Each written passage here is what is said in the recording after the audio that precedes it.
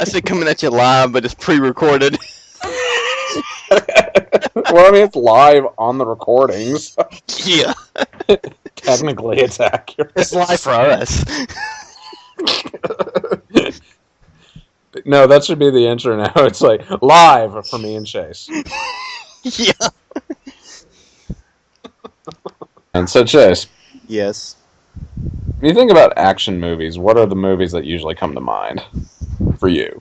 Okay. Well, I think about two sets of action films, and well, one's like one that was kind of. Well, action films kind of get put in there with like horror films for me too, because they're almost growing up. You would go to the video rental store, and there would be the action section, and it'd be all the covers were like explosions, guys looking badass on the cover, and Ripped muscles and usually denim, like cut denim jackets and things like that. And it was kind of taboo because they were mostly all action movies and all horror movies were rated R until they started making PG-13 ones, which every time I see an action movie, I'm like, man, that looks really cool. When all of a sudden I find out it's PG-13, I'm like, no, it's not. It's gonna suck. Yeah, that's always a big disappointment for me when I get interested in a movie that I think is pretty good, and then I realize it's a PG-13. I'm sort of kind like of excited about the new Mark Wahlberg and Denzel Washington movie because it's rated R.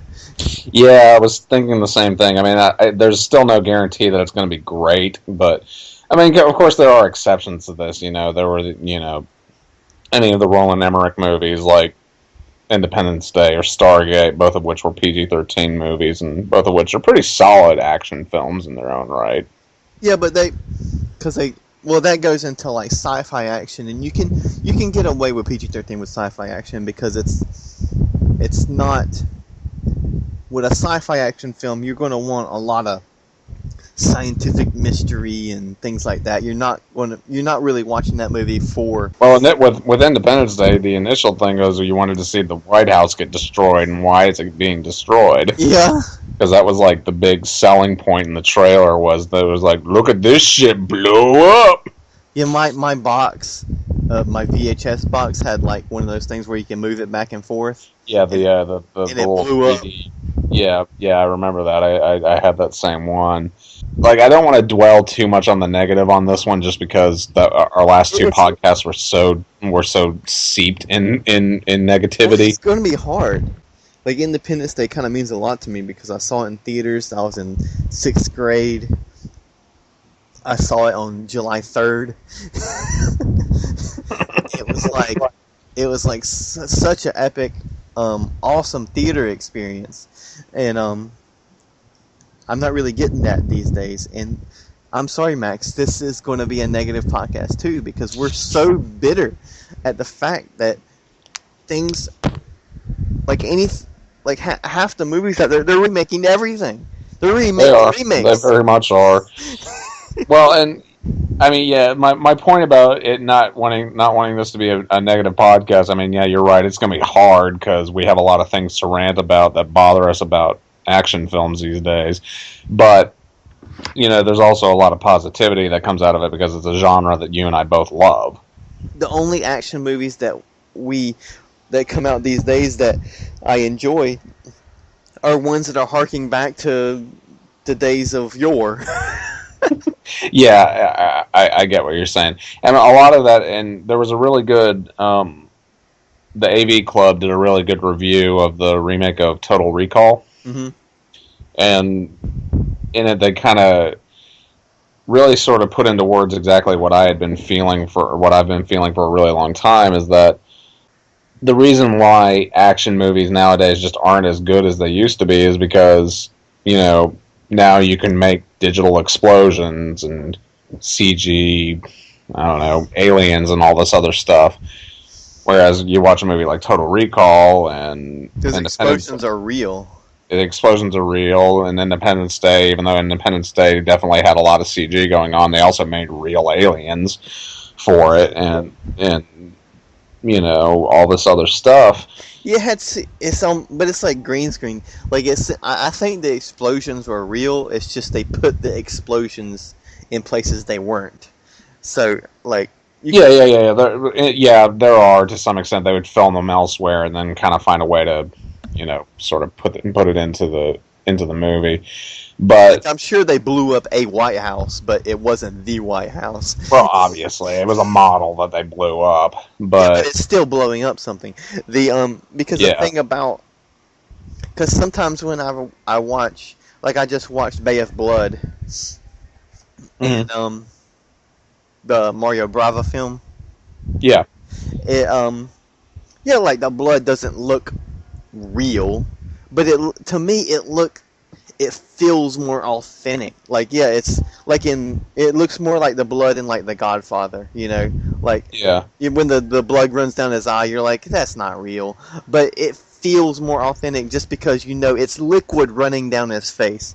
It's actually physical. Like like. Even if like the like makeup and stuff doesn't look as real as like as detailed as like the CG stuff, it still has that physical touch to where you can see the light reflecting against it, which the CG just doesn't not have, because they can emulate the light. Oh my god! Easy. But yeah, they can emulate the light, and there's a lot of like some of my favorite graphics in video games aren't graphics that are like real detailed and blah blah blah. My favorite graphics are the ones that get lighting right. Like I love good lighting, even if the graphics aren't like super detailed. Like I almost just don't notice it because of the lighting. And you're a photographer at heart, and that's a big reason why.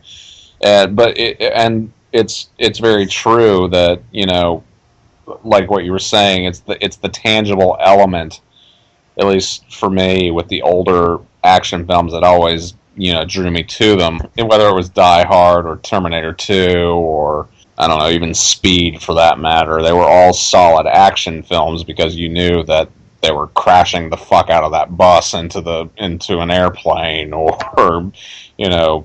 Bruce Willis, well, not Bruce Willis, but somebody actually set off a shitload of explosives in the lobby of that building in Die Hard. No, Bruce Willis did that shit. Yeah, Bruce Willis totally did that. And Arnold really did lower himself into a pit of lava at the end of Terminator 2. And it wasn't lava, it was molten steel. Yeah, you're right, molten steel. My bad. Or, it was Ripley actually walking in that robot suit at the end of Aliens or something like that. Brings me to a point. See my finger? Yeah, I see your finger. It brings me to a point. Like my nose. Aliens versus Predator. The reason Aliens versus Predator does not work, it works in fan art, it works in posters, it works in theory similar to communism. Yeah, it works as like a poster, as like maybe it would work in like Mortal Kombat. It works in a battle scene. It works in that moment. But as a full film, it doesn't work. Right, little bursts basically is when it works. Yeah, but it doesn't work as a film because Predator is an action movie and Alien is a sci-fi horror. The reason Freddy vs. Jason worked so well is because they're both horror movies. Specifically, they're both slasher movies.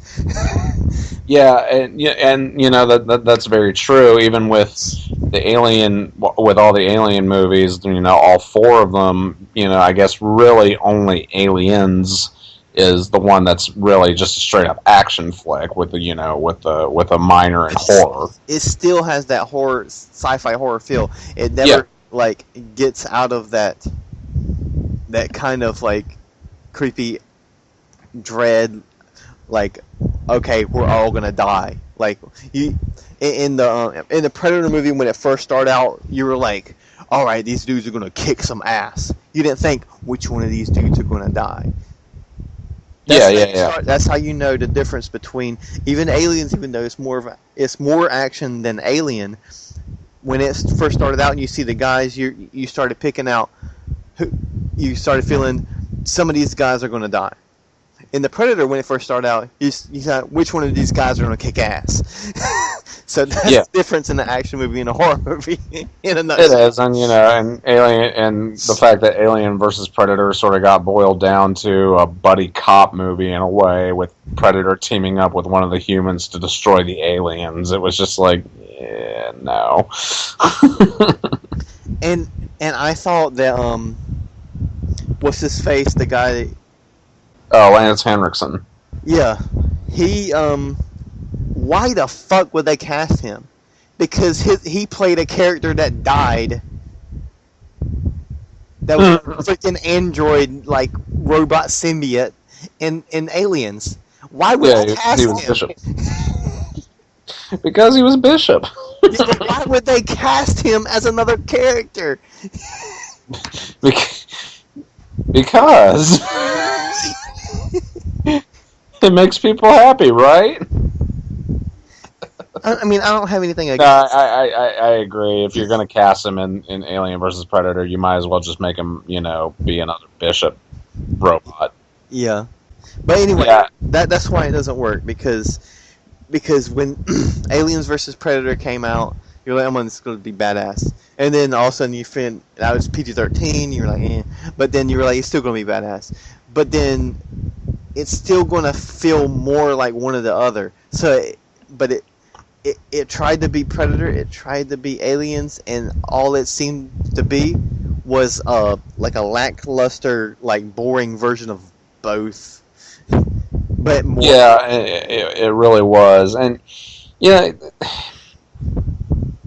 it's hard to really explain exactly, or it's hard to. Well, I guess maybe it isn't.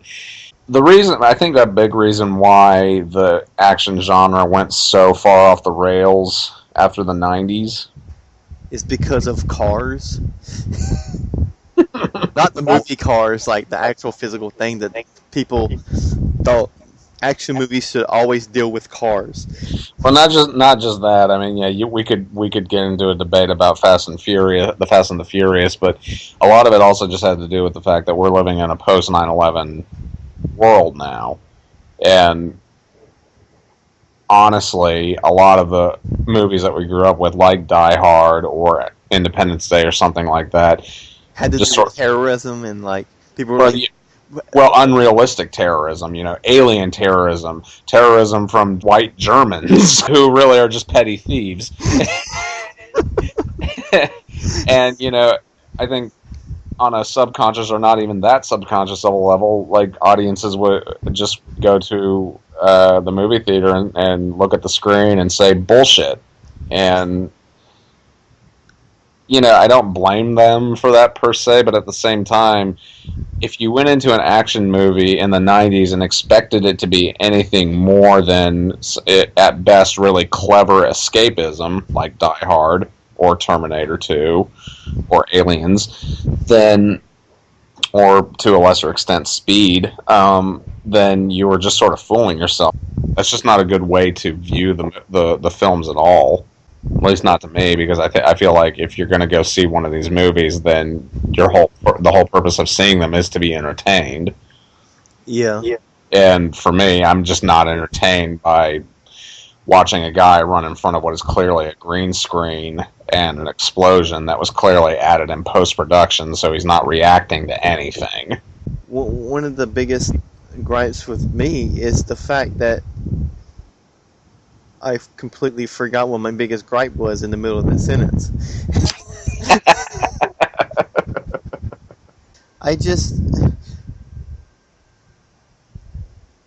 It's still negative, man. We're still like it is, but that's okay. If we spend tonight, because we're not going to get the whole thing tonight. If we spend tonight just sort of griping, that means we can, when we come back later, we can talk about some of the things that we really do like about this. And even possibly bring up some modern... We're talking about things that is no more. So we're gonna like, man, but how we're gonna get to where we geek out is if we go see an awesome movie and then we talk about it that night. We're like, yeah, man, this movie's awesome. And which we will get to do at some point. But hurt my toe. Your poor toe. But my potato. Your poto. Your potato. and my potato.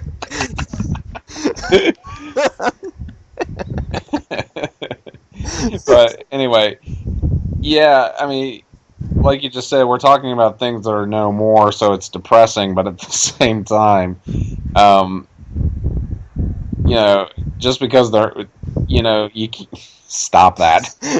Okay, if Max laughs for no reason, it's because I'm making crazy faces into the video. And you can't see it because you're not privileged enough.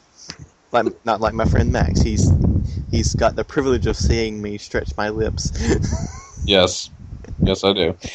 It's really, really wrong on so many levels. So very wrong on all levels. But anyway, like I was saying, like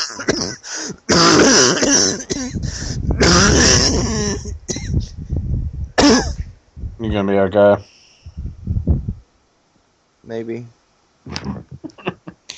Anyway, so my point is that you were just saying that these are things that are no more, and that we're sort of, I guess, more or less dwelling on the past. But at the same time, movies, at least modern movies, are forever. We've got DVDs and Blu-rays and Netflix and Hulu and all that other fine stuff. And the positive side of digital media is the fact that Aiden can grow up with, like, say, watching the original G.I. Joe when, like, if he was born in, like, when we were in high school, then he would not get to grow up with that stuff because there was no way for him to watch it.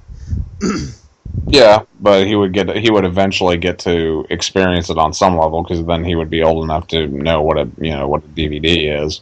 Yeah, but still, like, he can grow up with it. Like we don't have cable or we don't have satellite.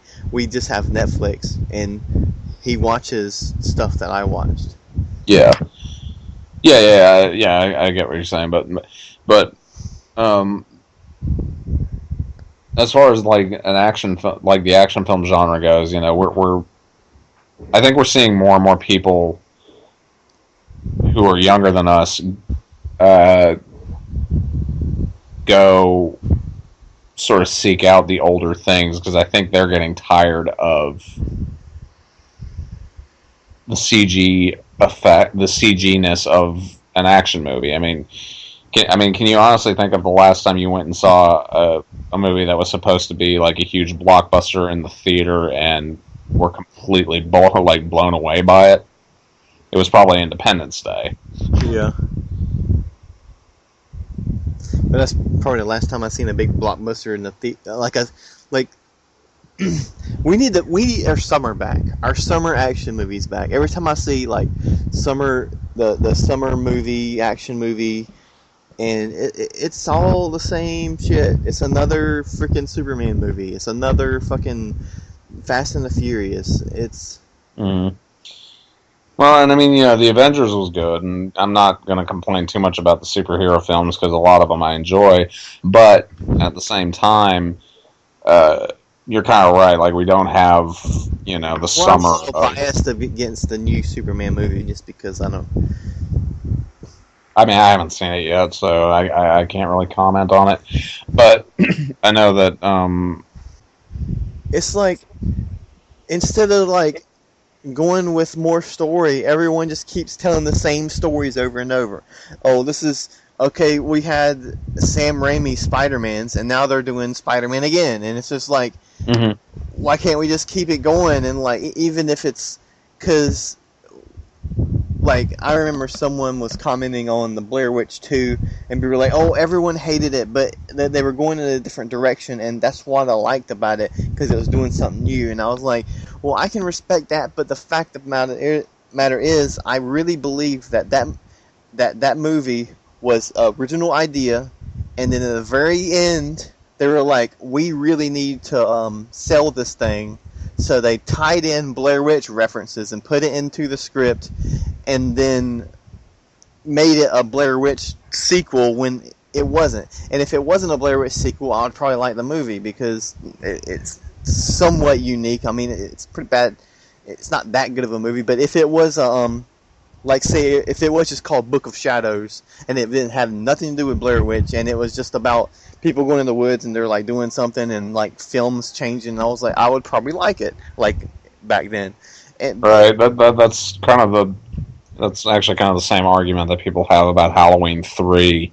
It's like, if they didn't, if it was just if the movie was just called Season of the Witch, which is a horrible title, then people would probably like it more. But because it has the Halloween in the title and and it's sequential, it's in sequential order. It's the third one. People disliked it because it doesn't have Michael Myers in it. And as far as the second Blair Witch movie goes, there's actually a whole story about the production of that movie. The guy who directed it wanted to actually do something kind of original with it, but the studio fought him on every single thing, and he lost almost every single battle, and that's why we have the piece of shit that we have now. So my actual hunch is sort of right. Yeah, sort of. But yeah, but the thing about it was intended to be a legitimate Blair Witch sequel. The studio just fucked it up on every level. Oh, but and I don't mind it being not found footage because no, I don't either. And for one, people were like, "Oh, the Blair Witch is boring," and blah, blah, blah, blah. A lot of people. The whole Blair Witch if Blair Witch is a good movie is another argument altogether. But I think people are looking at it wrong. I don't see Blair Witch Project as a horror movie because it's not about the Blair Witch. It's not about like getting scared. It's about people cracking under pressure. It's about people. It's not about ghosts or witches or even even fear. It's not about the fear of the audience. It's about the fear within the characters. Yeah, and I think the reason you keep coming back to Blair Witch a little bit is just because it has sentimental value for the both of us, because it was one of those movies that we sort of fell in love with as teenagers, because it was, let's not forget how popular it was when we were coming along. Well, it was really popular before it came out, and well, I guess it was kind of popular afterwards, but we were almost in complete opposition to everyone else. Everyone else that we even our friends hated it. Mm-hmm. We were the only ones that really liked it, and yeah, we were in a small group of people who actually enjoyed it, and I still enjoy it. It's still an eerie movie to give it some credit. Yeah, but but you're right. It's more about the slow disintegration of these people. But my point of bringing this up is Blair Witch is kind of like having a sequel to the Blair Witch Project. It's kind of like having a sequel to Pulp Fiction. It's like there's no real point. I miss sequels to where it's almost like watching a TV series with hour-and-a-half movie-length episodes. Yeah, and just to sort of bring it back around to where we started with action films, you've got in some, in the rare case where the sequel is better than the first one, Terminator 2. Yeah. That's a great movie. There's no denying that is a great movie. And that happens with action movies, and that's kind of why I like Expendables and how it kind of harks back at the old style. The sequel is better than the original. Mm-hmm. Well, I haven't seen the sequel, but I'm sure it is. I enjoyed the original. Well, the only reason that is good is because it has all the old guys in it, Yeah. And some of the guys, you got Jason Statham and whatever, but I don't hate him. I just hate some of... I actually really liked him in the Expendables. So, that means if you put him in a good action movie, I would probably like him. But some of the other movies that he's been in, I just can't get into it, like Transporter and stuff. I actually recommend Crank and Crank 2. They're trashy movies, but they don't try to be anything but trashy films. I've heard about him. Is that him? Yeah, that's Jason Statham. Okay. But yeah, I do. I I recommend that movie. But what I'm trying to say is that you make a good point in that the action movie seems to be somewhat of an exception to the sequel being worse than the first one because many times they have a tendency to be if not necessarily better, then definitely more geared towards pleasing the audience because they want to give you more of what made the first one work. And for there to be a sequel, the first movie has to be set up for a sequel. It has to be set up to be, this is not over yet. And if you have a movie that is clearly over, like it clearly has a resolution, why the hell am I watching a sequel? It's like, we're doing this again. It's like the first one kind of wrapped up, Yeah, and exactly. That a lot. Unfortunately, a lot of action that happens in a lot of other action movie franchises too, where they're just essentially repeating the first one. But that's kind of why I like the Friday the 13th. I mean, I'm putting horror. We can call this action/horror because it has to be talked about because they go to, even though they're totally different. The horror of the 80s and 90s go with the actions. For one, they were taboo for us. We would go into the video store and see the Jason films and the Freddy films and the Halloween films. Are like, ooh, we can't go over there. That's a scary section. And I continue to. I stand by this. I'll stand by this till the day I die. Is that the artwork, especially for horror films on the home video cases, was most of the time so much better than the movies themselves. Yeah. And I pointed this out to a few people, is that they had to try to sell these pieces of shit essentially to people who wanted were looking for something to do on a Friday night, and the artists that they hired for those to make those covers usually probably always made their money's worth because they were really good at their jobs. Here's a little insight for you about the Friday the 13th films. You have the prequel, which is his mom, Friday the 13th 1.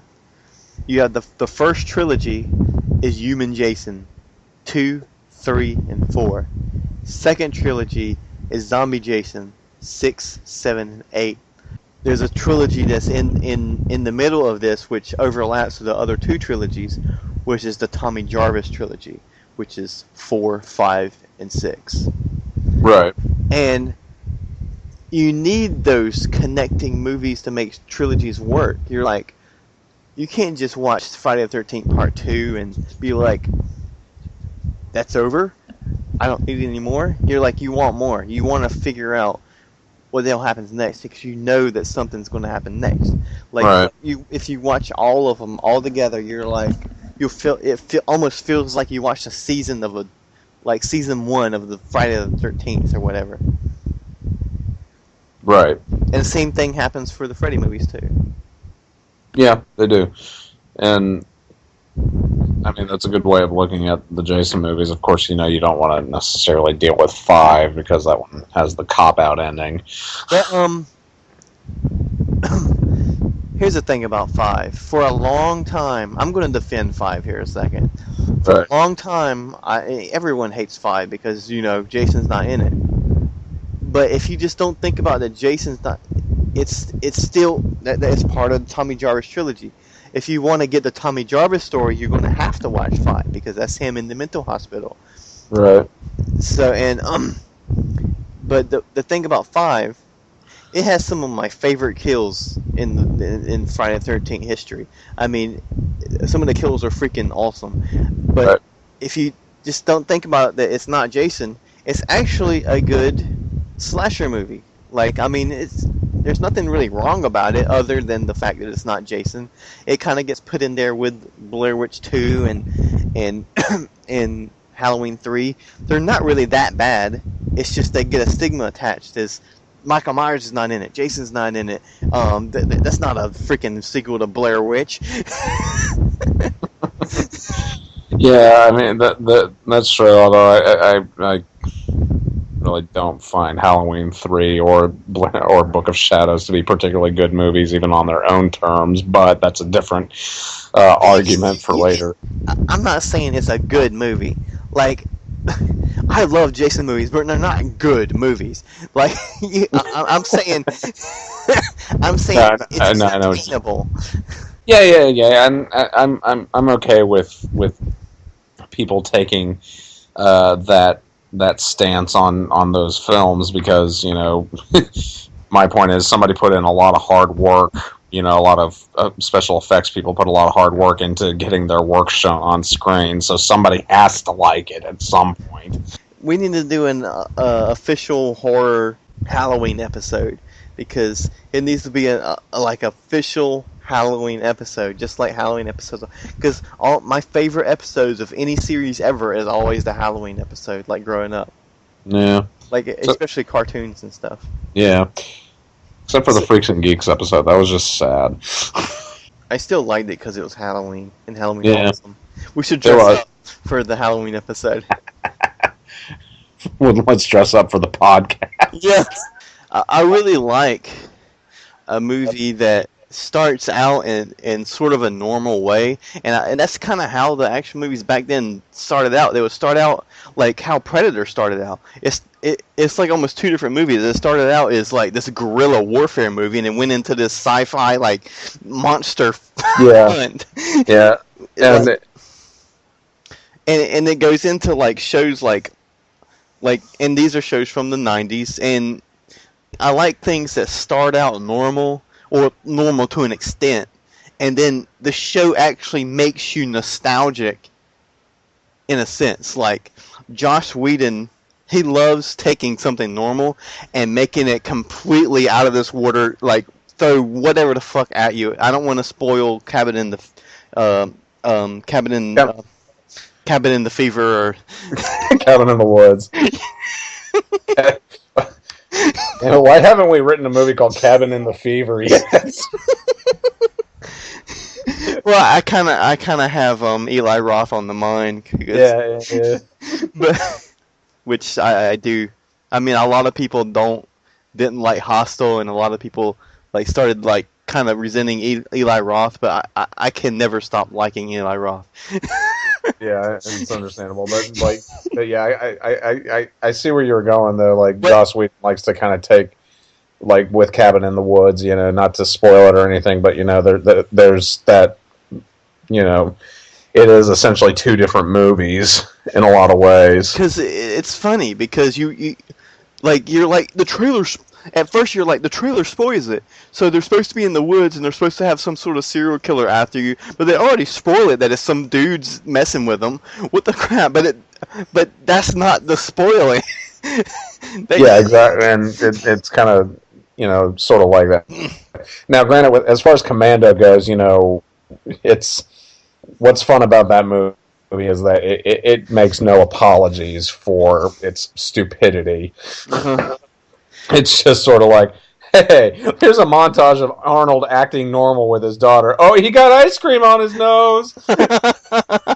Oh, he's feeding a deer. Isn't that cute? He's carrying 2 trees over his shoulders. Yeah, I love that. I love how that they could play like even a lot of the action, even like Rambo and stuff. Like, I know that Predator and like T2, they had like badass music, but those movies aside, most of the movies like ended with some sort of like lovesick 80s tune. Yeah, they did. And see, that's the other thing about Commando is that a lot of movies do this nowadays too, where I think Billy Wilder kind of had this whole thing about how when like rules for screenwriting. And his whole thing is once the movie's over, it's over. Just end it. There's no point in dragging it on longer. Uh-huh. And a lot of movies, don't really follow that rule. But for some reason, Commando does, because it's like, he rescues his daughter, and then he walks out onto the beach, and they're all like, "We want you back." He's like, "I don't want to come back." And then that's the end of the movie. Yeah. So he's like, they basically said, "Do you want a sequel?" He's like, "No sequel." No.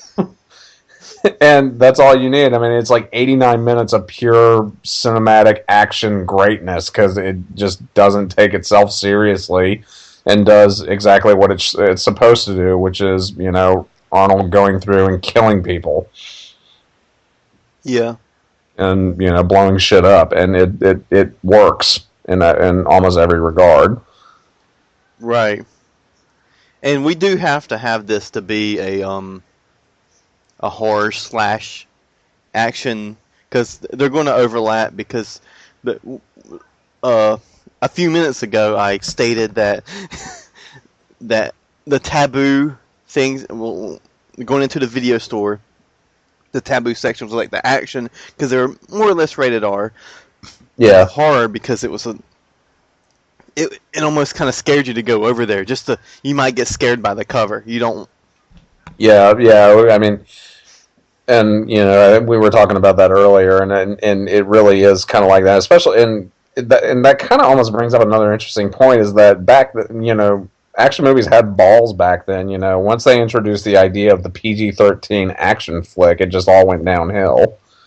Yeah, but I mean, at least to a certain extent. I mean, I do miss the PG-13 comedies of the 90s, to where, because you can like movies like Liar Liar and Ace Ventura and stuff, that, yeah. Well, basically the Jim Carrey movies, because they can kind of be raunchy, but not like overly offensive, to where we could watch it, but it still feels like we're doing something bad, Yeah, it was just innocuous enough for our parents to not care. Right, and which at first when they would my mom, well, for one, my mom didn't mind me watching Jason movies on TV, since it cut out a lot of the sex, but it normally left the gore in there, because they didn't care back then about that. They're starting to care even less now. Like, if you watch Hannibal on NBC, you'd be surprised what they're getting away with. Yeah, and like Bones, it's pretty not like gory like action movies, but like when they're operating on people and stuff, it's really nasty. Yeah, it really is. And then something like Dateline will show footage of a surgery or something, and you're just like, I don't want to see that. Yeah. And that's the thing. Like, people think, like, I want my action movies to be rated R. I want my horror movies to be rated R. Definitely. And people are like, oh, you're going to get desensitized. I'm like, no, I'm not. You know why? It's because if I'm playing some violent video game, like, I know I'm playing a video game. You know what I mean? Like, yeah. They're not going to say I'm desensitized, because if I'm watching a Jason movie, I want to see him like shove a freaking machete in someone's mouth and freaking go, and it'd be really gory. But then I don't want to watch a fucking real life surgery is going to give me the EBGBs. That's because I know it's real. Yeah, and I think that there is that's probably a really good distinction, is the fact that I'm kind of like you. I can sit there and watch a scene like from High Tension at the beginning, where the killer gets a blowjob from a severed head. You're just like, oh, that's silly, but you see an actual decapitated head in real life, you're like, ew. Yeah. Ew. You're like, oh, but if someone gets shot, you're just gonna be like, oh well, it's like the video games. Desensitized. I'm still gonna be like, what the fuck? What the fuck? He's fucking shot! Oh my god! What did his chest explode? No, yeah, and I think that is important. Although I do feel like sometimes that people have become somewhat desensitized to violence, but at the same time, desensitized to it in movies. Yeah. Like, it's that sort of thing. We've kind of, I think the action movies and horror movies of the 80s and 90s really did sort of help with that. We got it became commonplace. It's not so shocking anymore to watch somebody get a blowjob from a severed head, or or like with Die Hard, Bruce Willis walking on broken glass barefoot. That was a pretty brutal scene for its time. I would think. And this goes back to the main reason that you wanted to do this whole thing anyway, is that I hate pretentious reviewers. Like I think that if you're gonna like review movies, you need a team of reviewers, people that have different tastes. I don't want like my point being is I love slasher movies, and then like I love the Friday the 13th series, and like every review I see on any Jason movie, even the ones like Part 3 or something that's considered like a masterpiece of slasher or whatever, is like reviewed horribly. Like I mean, they don't even put they just put this movie shit, and that's the review. Yeah. And it really bothers me because I remember growing up, I was like, I love Jason movies, but the newspaper gives it 1 star every time. Every time they give it 1 star. Yeah, and I think it's because at that point, even though bad movies had existed way before then, I think a lot of professional critics just sort of felt like the art of cinema had been brought down to its lowest possible peak especially with horror films, because it was, pure exploitation. Whereas I want that. Like I want to see the movie for what I want to see it. I don't want there to be a lot of backstory. I don't want there to be a lot of art. I want there to just be Jason killing people. That's what I want to see. Yeah, and I think most fans, that's what they want. Especially when it comes to slasher flicks, they want the slashing. Yeah, and like the action movies, it's like sometimes you'll have these action movies now that are trying to be political, or they're trying to have some sort of meaning. They're trying to be like Boondock Saints as being like pseudo-religious or whatever. And right. Like, I don't want that. I just want to see dudes blowing stuff up for just basic revenge. Yeah, and I mean that exactly. Now that isn't to say that an action movie can't be intelligent. Predator, Die Hard, immediately come to mind. But they're intelligent because that's what we put on them. Die Hard is basically a movie about a guy that's having to survive, and that's basically it. It's still, it's made well. I mean, of course, by nature, the action flick is going to be, sort of quote unquote dumb. Yeah. But they're still but within that context, because you have with action movies, you have a very macho, overtone to the whole thing for obvious reasons. Yeah. So, and you don't usually associate intelligence with that sort of stuff, but you still also get movies like Terminator 2, which is a very intelligent action movie, and a decent, at least, sci-fi movie. But still, Terminator 2 probably, when it was made, probably got like a 3-star out of 5, in the thing. But still, that was one of the more well-reviewed movies. I mean, they do happen. It's just, Rambo never has been one, or I don't know, any random Chuck Norris movie that you can find, and for good reason. They're stupid movies, but I love them so much. But I do too, and I mean, there's nothing wrong with loving them because they're stupid and they're entertaining and they're exactly what we love in movies. Well, Rambo is sort of intelligent in its own right. I mean, in its own way, I suppose. But I mean, you got to remember, it was written by Sylvester Stallone, who wrote a lot of his own movies, and he's not always a good writer. I mean, yeah, Rocky, obviously, he wrote that and did a good job with it. But, that benefited from also working with a really good director. We spent a lot of this time talking and sort of lamenting the death of these two genres in a way, because they're just not, we're like the old fogies. They just don't make them like they used to. Yeah, I know, like, whenever I see, and that was the point being, is I like movies that progress. Like, it'll start out normal. Mm-hmm. Like how Commando was like kind of normal. He's just a regular guy, like retired or whatever. And then he becomes a commando, like all fucking blazing, like fucking setting claymores, blowing shit up, just being one I know taking what out you an mean. entire army. Like Yeah. it goes from normal to like outlandish, and a lot of in the action movies today just start out outlandish and just stay that way the whole way through. And Yeah. Well, and you know that's a really good example of that. Actually, is from Dusk Till Dawn. You know, the Robert Rodriguez Quentin Tarantino I love experiment.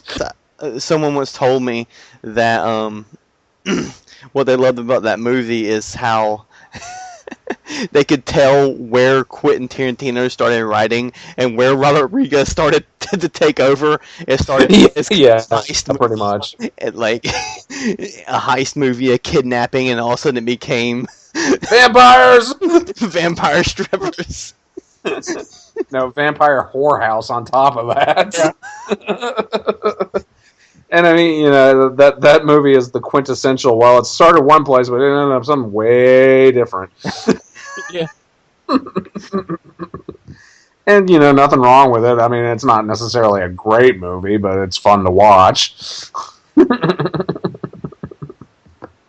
But that's been some of my favorite movies to watch. Like lately, I've been kind of lazy with movies. Like I've been like there's certain movies that I wanted to watch, like Melancholia and stuff, and I'm like, I'm not really in the mood for that because that seems like a movie that probably is emotionally draining and it's going to take some really concentration to watch. And I'm kind of lazy right now. I just want to watch some Jason movies, and that's really all we've been watching is horror and horror.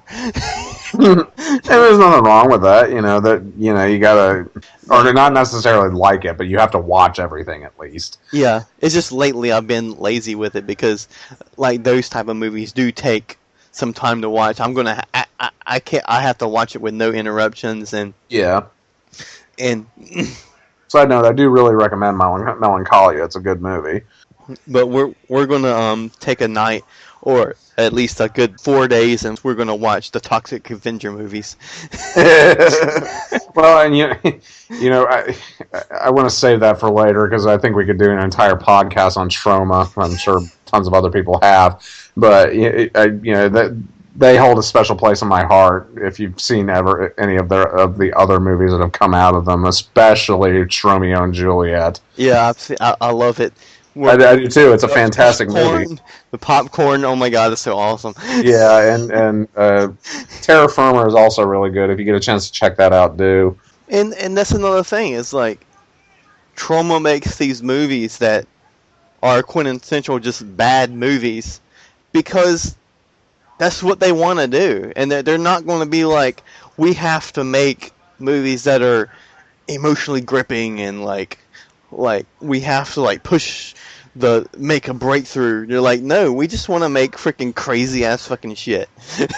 Actually, fun. Yeah, and it's interesting though because you know that's where they found that they can make the most money. I mean, Lloyd Kaufman is nothing if not a complete advertising whore. I mean, you watch any Trauma movie, and they usually put commercials for Trauma in the middle of the movie as plot points, usually.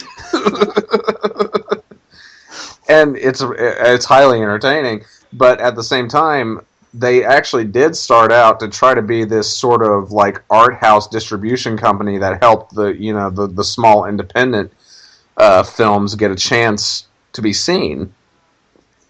Yep. And and that's about right. Yeah, bearable. And an interesting bit of trivia that I don't think a lot of people realize is that Trauma that Trauma in the 80s helped distribute My Dinner with Andre. Like they were one of the companies that helped get that movie, in the theaters and seen. And Lloyd Kaufman even has a credit on the movie as an associate or line producer or something. That's cool. Yeah, but yeah. Anyway, we kind of got off on a tangent there. I don't know when we're going to start like talking about things of the present, but I think we have to get all this stuff of us talking about where we come from. I mean, we're only on our third episode. I mean, we've been doing this for like since spring, and we've only got 3 episodes. We really need to get the ball going, you know. Yeah, we do, and we can, and I agree. We need to start talking about more modern things, but I think we need to get our griping out of the way first. Yeah, but it's showing where we stand and where we come from. Yeah. Well, and I don't want to give the wrong impression that we're anti-modern films. Very far from it. It's just that, when we say they don't make them like they used to, we mean it. I mean, they literally don't make them. They used to like record on film, and they used to, have to actually blow up cars, and now they don't. And yeah, I just watched Drive, and I loved it, and I'm sure that there was some CGI in there, Yeah, it's not as much as you would think, though. It's the director is one of the more. Well, he just kind of does he likes to do things a little more old school, sort of, at least. And then, but interestingly enough, though, Colleen and I went and saw Pacific Rim not too long ago, like last week, and it was fantastic. Like, seriously, one of the best movies I've seen in a while. Well, that's cool, because I was actually wanting to see that. Yeah, and I might rent it on Vudu. Yeah, and the reason why it worked was, it's a CG fest, but Guillermo del Toro knows that, you can't rely on the CG to be the story. It has to help tell the story. Right. And there's something similar that George Lucas once said. Yeah, it is similar to what George Lucas said. Except we all know where that ended up. Yeah. I said he once said that. Yes, once being the key word here. Yeah, he said that at the beginning of my VHS copy of Empire Strikes Back. Irony. But yeah, it.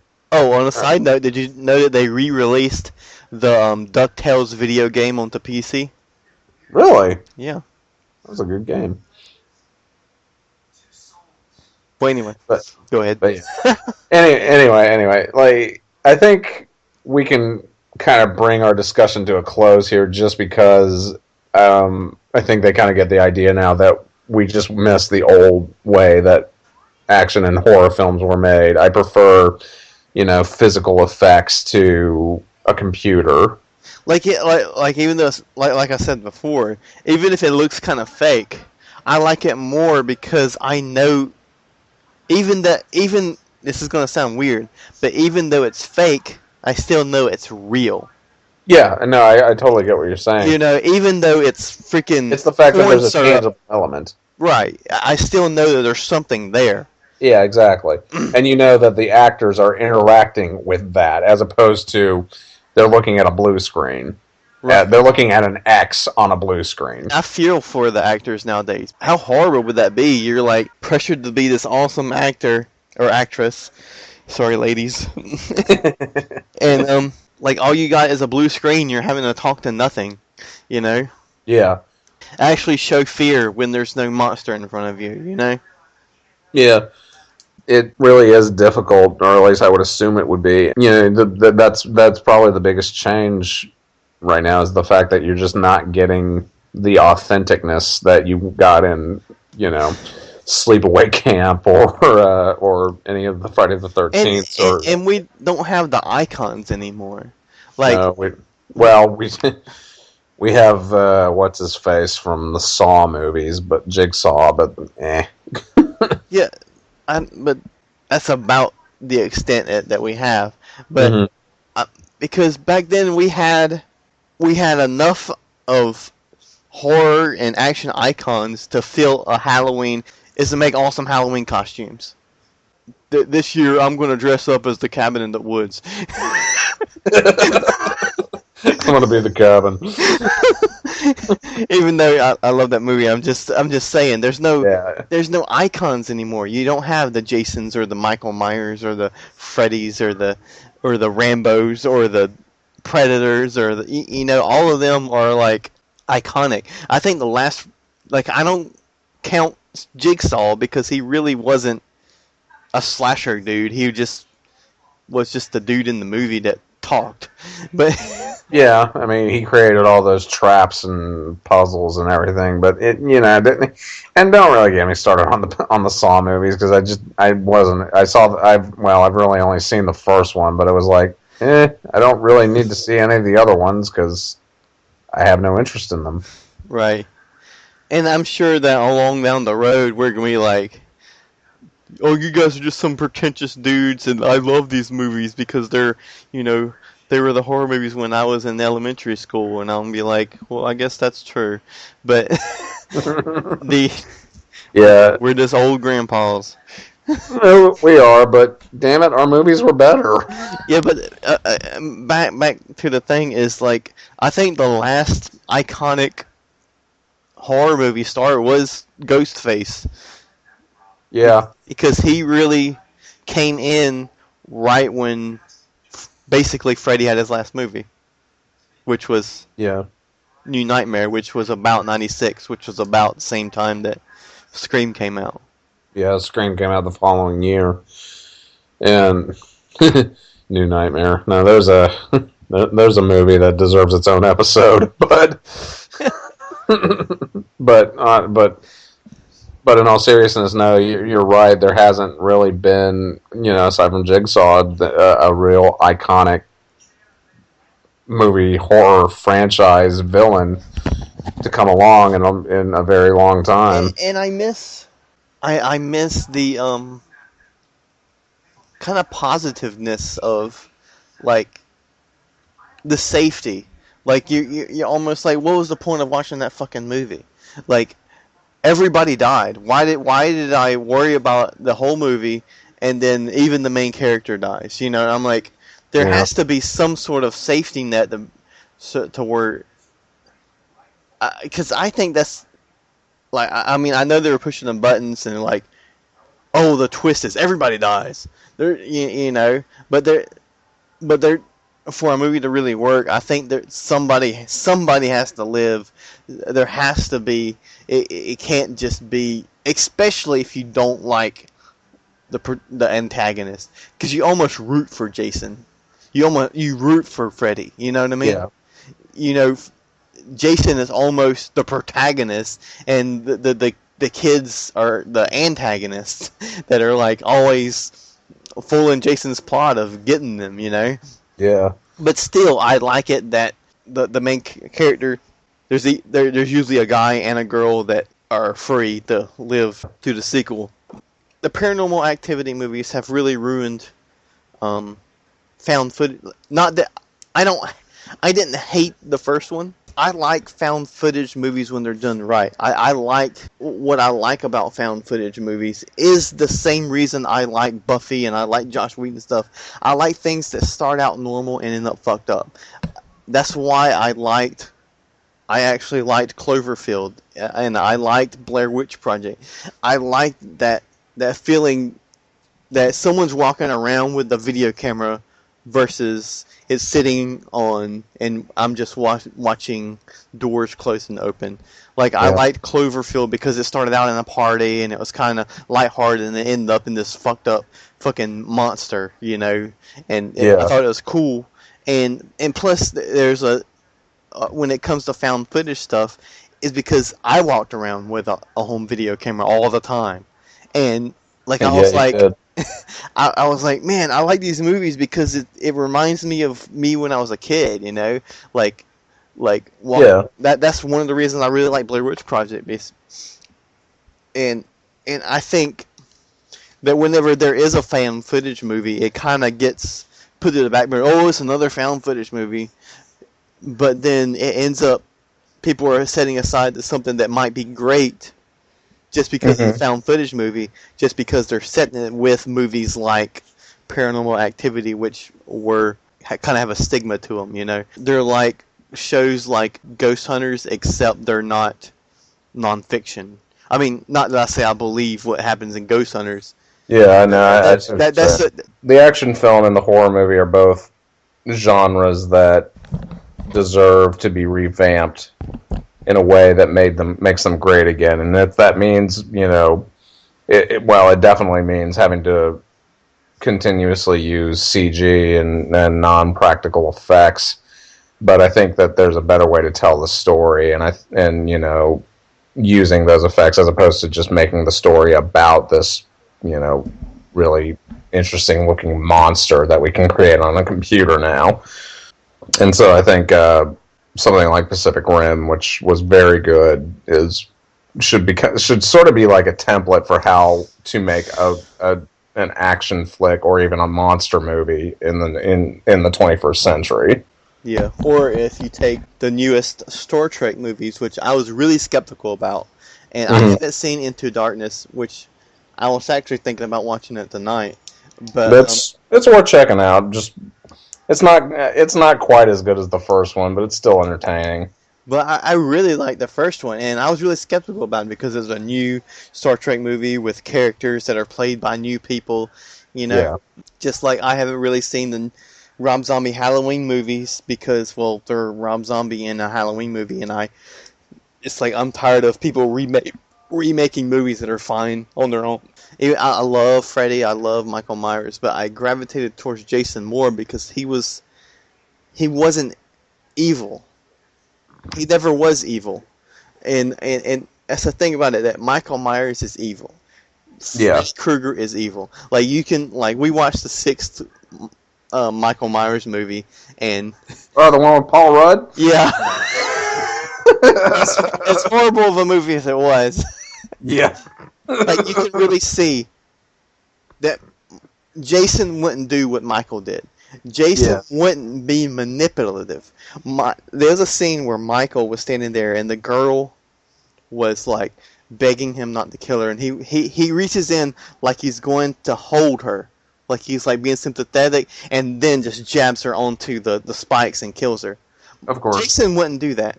Jason wouldn't manipulate her to think that he cares, because Jason doesn't have that backwards empathy. He can't think like that. That's why he kills, because he don't know any better. Right. He's not going to manipulate people because he don't know how. Some people say, "Oh, it's stolen by from Michael Myers," but there's a scene where people were having sex inside of a RV, and it was bouncing up and down, and Jason trying to figure out why it was bouncing up and down, like a dog, like tilting his head, like he was really curious, and that's why he went in there. It's because he was trying to figure out why this car was bouncing up and down. Right. And he saw that it was teenagers. He was like, teenagers kill. Yeah. And, there's that whole theory about how movies like Halloween and Friday the 13th are just sort of these allegories for conservative values because, the teenagers who are fornicating before they're married end up dead, whereas the virgins some usually live. And it's just like, I mean, you could look at it that way if you wanted, or you could just look at it and say, hey, there's a guy out there killing teenagers. Sounds like an entertaining movie to me. Yeah. See, Hellraiser, that's another excellent film that has almost in some ways kind of been forgotten by a lot of people, which is unfortunate. Like, even when you think about movies that are the masterpieces of horror, are still reviewed badly by your more pretentious movie critics, Yeah. Which is unfortunate because you're like, they're good movies. I mean, today's like geek culture really fucking annoys me. Like, it's like cool to be geek, type thing. Yeah. And I'm like, but when I was in high school, like, it wasn't cool to do any of this stuff. Where were you motherfuckers then? Well, it was starting to kind of come into prominence when we were in high school, but it became perfected after we graduated. Yeah. Like, like the Geek Week on YouTube. Like, all this shit is like, it's basically just, I don't know. Maybe I'm just being an old man. No, I should just jump on the bandwagon and be happy. Everybody really needs to follow us on Twitter if they haven't already, That is true. I mean, we have social networking skills. It's just we don't use them. We will. Facebook too. Indeed. Facebook.com/Rock of C and Twitter @Rock of C.